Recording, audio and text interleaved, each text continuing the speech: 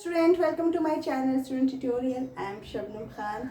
Now we are coming to the question and answer round because this chapter is now fully completed. Okay, तो question and answer round is now very interesting because यहाँ पे जो हम question लेंगे वो बहुत ज़्यादा chances होंगे एग्ज़ाम में आने के, ठीक है।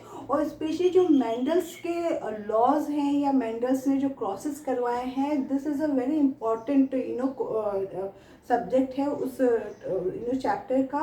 और देन जो सेक्स डिटर्मिनेशन पोर्शन है, this is also very important. तो ये सब चीज़ों से क्वेश्चन आ सकते हैं और एक ही टाइप का क्वेश्चन ना आके मतलब एक ही चीज़ को पूछा जाएगा, डिफरेंट तरीके से पूछा जा सकता है। वो भी हम देखेंगे कि कौन कौन से चीज़ों को पूछने में किस तरह के क्वेश्चन बन सकते हैं, ठीक है। तो now here we are taking two questions. First है कि how do Mendel's experiment show that traits may be dominant और रिसेसिव, ठीक है। तो डोमिनेंट एंड रिसेसिव की बात आई तो फर्स्ट आपके माइंड में क्या आ रहा है, ठीक है। क्या आपके माइंड में आ रहा है कि डोमिनेंट एंड रिसेसिव हो रहा है, तो यहाँ पे आपके माइंड में सबसे पहले आना चाहिए मोनोहाइब्रिड क्रॉस। क्योंकि मोनोहाइब्रिड क्रॉस एक ऐसा क्रॉस है जिसमें सिर्फ और सिर्फ एक कैरेक्टर के हम दो डिफरेंट ट्रेट्स को लेते हैं।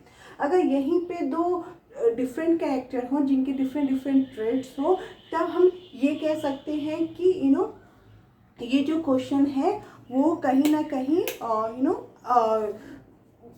डाई हाइब्रिड क्रॉस से लिया गया है। बट यहाँ पे डोमिनेंट और रिसेसिव की बात हो रही है, मीन्स ये क्वेश्चन जो है वो मोनोहाइब्रिड से लिया गया है। क्योंकि मोनोहाइब्रिड्स में जब हम लोग ट्रेट्स हाइट का लेते हैं, यानी कैरेक्टर जो हाइट का लेते हैं उसके दो डिफरेंट ट्रेट्स लेते हैं, टॉल और शॉर्ट, जिसमें हम देखते हैं कि किस तरह से रिसेसिव कैरेक्टर और डोमिनेंट कैरेक्टर शो होते हैं। या लॉ ऑफ डोमिनेंस भी कह सकते हैं कि मेंडल्स का जो फर्स्ट लॉ है, लॉ ऑफ डोमिनेंस, वहाँ से ये चीज़ को पूछा गया है। तो चलो, जब हम पूछा जा रहा है कि हम कैसे मेंडल्स के एक्सपेरिमेंट में ट्रेट्स को देख पाते हैं कि वो डोमिनेंट है या रिसेसिव है, तो हम यहाँ पे ले रहे हैं टॉल प्लांट और स्मॉल प्लांट, दोनों को हम क्रॉस कराएंगे तो हमें फर्स्ट जनरेशन में मिलेगा, F1 जनरेशन मिलेगा टॉल प्लांट।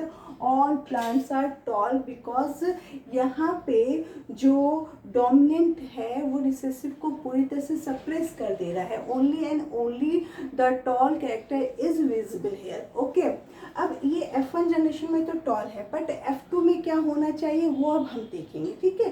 तो जब ये जो है इसको जब हम F2 में क्रॉस कराएंगे इसको, ठीक है, तो हम यहाँ पे अगर देखा जाए तो पुनेट क्रॉस लेते हैं, ठीक है, जिससे आपको इजी हो जाएगा और भी, ठीक है। ये हुआ, यहाँ पे सेल्फ पॉलिनेशन हुआ इन दोनों का, क्योंकि पी प्लांट के को लिया था मेंडल्स ने और पी प्लांट में सेल्फ पॉलिनेशन बहुत अच्छे से होता है, इसीलिए जो F1 जनरेशन में ये आया है उसको हम सेल्फ पॉलिनेट कराएंगे सेम चीज़ से। और हम वहाँ पे पोलिनेट क्रॉस करके, पोलिनेट स्क्वायर को यूज़ करके हम क्रॉसेस कराएंगे, जिससे आपको समझने में ईजी होगा। यानी इसका इसके साथ, इसका इसके साथ, इसका इसके साथ और इसका इसके साथ, ठीक है। तो ये क्या है, F2 जनरेशन है। F1 जनरेशन ये थी और ये है F2 जनरेशन।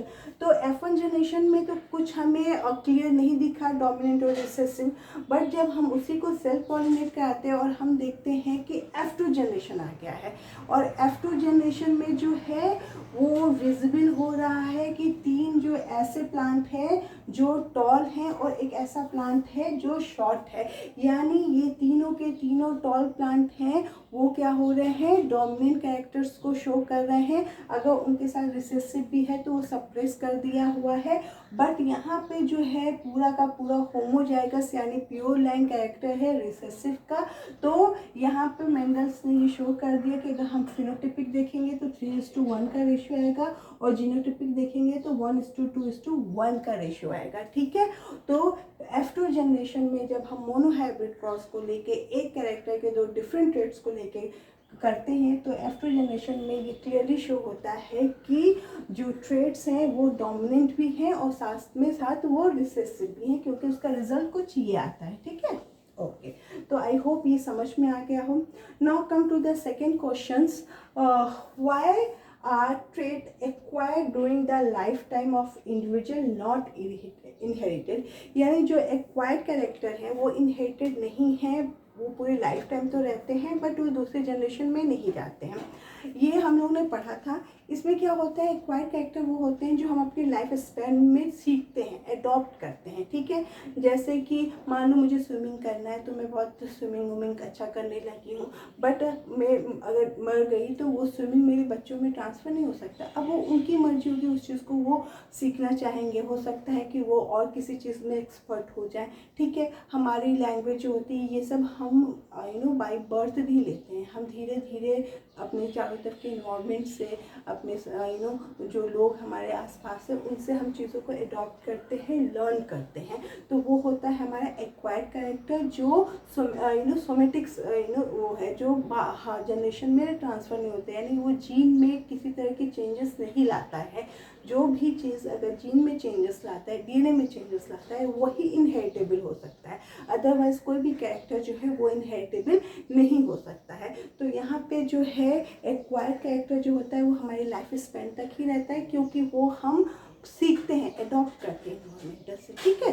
तो ये हो गए हमारे दोनों उसके आंसर, ठीक है। अब हम लोग ने यहाँ पे दो और क्वेश्चन लिए हैं जो सेक्स डिटर्मिनेशन के पोर्शन से है। मैंने पहले ही बताया था कि इस बार सेक्स डिटर्मिनेशन का जो टॉपिक है विच इज़ वेरी इम्पॉर्टेंट, तो उससे दो क्वेश्चंस हम लोग ने यहाँ पे लिए हुए हैं। पहला क्वेश्चन है, how is the sex of a new born determine in human. तो जब हम लोग बात करते हैं रिप्रोडक्शन की तो हमें पता है कि जो मेल होता है उसमें कौन से सेक्स क्रोमोसोम्स होते हैं और फीमेल में कौन से सेक्स क्रोमोसोम्स होते हैं। तो मान लो कि ये जो है मेल है, ठीक है, ये जो है मेल है और ये जो है फीमेल है, ठीक है। तो यहाँ पे फीमेल में होगा ये और मेल में होगा ये, ठीक है। ये क्रोमोसोम्स होंगे, यानी फीमेल में एक्स एक्स क्रोमोसोम्स होगा और मेल में हमेशा एक्स और वाई सेक्स क्रोमोसोम्स होंगे, ठीक है। We are talking the here sex chromosomes, okay. Normal chromosomes की बात नहीं कर रहे हैं हम लोग, यहाँ पर सेक्स क्रोमोसोम्स की बात कर रहे हैं।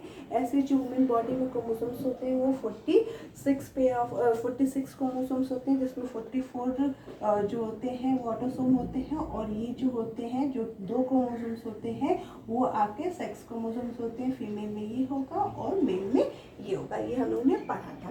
अब जब भी रिप्रोडक्शन होता है तो हमें पता है कि ओवम के पास स्पर्म जब ट्रेवल करके जाता है तो हर स्पर्म एक अलग अलग टाइप के सेक्स क्रोमोसोम्स को कैरी किए रहते हैं। कोई स्पर्म जो होता है एक्स क्रोमोसोम्स का होता है, कोई स्पर्म जो होता है वाई क्रोमोसोम्स का होता है, ठीक है। जब वो जाते हैं और वो पेनिट्रेट करते हैं ओवम को और उसको फर्टिलाइज करते हैं, तो जो फर्स्ट स्पर्म होता है, चाहे वो एक्स का हो चाहे वाई का हो, जो जाता है और मैट करता है, उसको फर्टिलाइज करता है, वही जो होता है बेबी का सेक्स डिटरमाइन करता है। अगर बात की जाए तो यहाँ पे तो दोनों ही एक्स एक्स हैं, ठीक है। तो कोई भी एक्स हम ले सकते हैं, बट यहाँ पे एक एक्स है और एक वाई है जो मेल का है, ठीक है। जब इसका और इसका क्रॉस होगा तो एक्स एक्स बनेगा, ठीक है, क्योंकि फीमेल के पास तो एक्स ही है, उसके पास कोई दूसरा ऑप्शन नहीं है। बट मेल के पास दो ऑप्शन है, एक एक्स का और एक वाई का। अगर मान लो कि जो स्पर्म है उसने एक्स क्रोमोसोम्स कैरी किया है, वो आया फर्टिलाइज कर दिया, तो एक्स एक्स बना, जो क्या बनेगा, फीमेल बॉडी बनेगी, ठीक है। और जब ये एक्स से वो ये वाई क्रोमोसोम्स फर्टिलाइज करेगा तो एक्स वाई बनेगा, जो एक मेल बॉडी होगी, यानी एक लड़का होगा।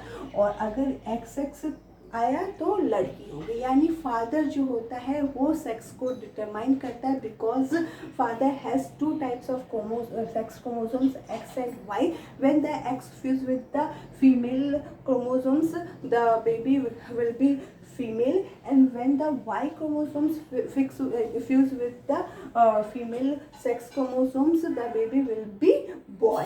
So father chromosomes is determine the sex of the baby. Okay, understand? Now come to the another question, why do all the gametes formed in human female have an X chromosomes? अब ये आप यहाँ पे बता सकते हो कि क्यों ह्यूमन फीमेल ह्यूमन फीमेल की बात हो रही है कि ह्यूमन फीमेल में सारे क्रोमोसोम्स एक्स ही क्यों होते हैं।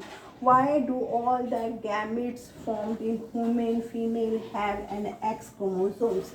क्यों होते हैं? क्योंकि जो एक हमने हमेशा पढ़ा हुआ है कि 50% जो क्रोमोसोम्स हो गए वो माँ से आएगा, 50% जो है वो फादर से आएगा।